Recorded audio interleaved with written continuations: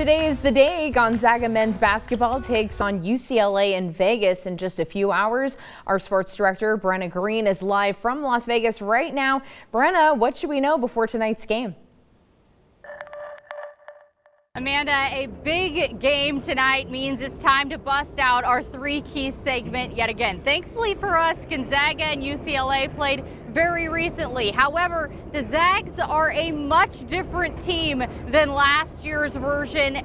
However, UCLA, they're pretty similar. So how did the Bruins stay in this game against the Zags in the Final Four? Well, Gonzaga did not shoot well from three. They went 7 of 21 from the field from beyond the arc. However, you have to remember that one of those threes was Jalen Suggs' buzzer beater, so it was more like 6 of 20, hitting essentially 6 threes in a game that went to overtime is rough. The Zags also only had 8 second chance points, so a lot of those missed threes led to scoring possessions for the Bruins. Now, I'm aware that this Gonzaga team isn't known for their three-point shooting prowess like last year's squad. However, they are averaging 8 threes per game. If the Zags merely stay within their average this year, we are cooking with gas.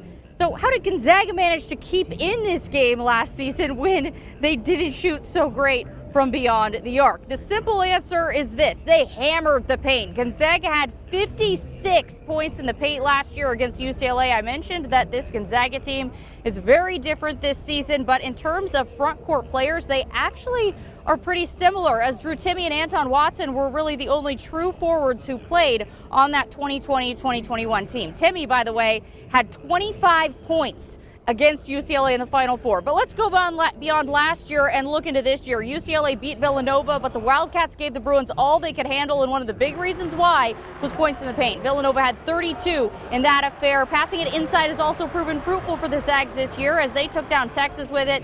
They had 44 points in the paint in that game, and that's with Chet Holmgren only scoring 2 points. This year's Gonzaga front court is even better than last year's with that Holmgren addition. Basically, let the dogs eat tonight, ladies and gentlemen. Finally, we're going to look at last night's games because both of these teams played, and there's something startling about the differences between the two contests. UCLA's starters played 131 minutes combined against Bellarmine in a game in which the Bruins were pushed. Gonzaga's starters only played 92 against Central Michigan. 4 of the Bulldogs' 5 starters, aka anyone not named Julian Strother, played 20 minutes or less.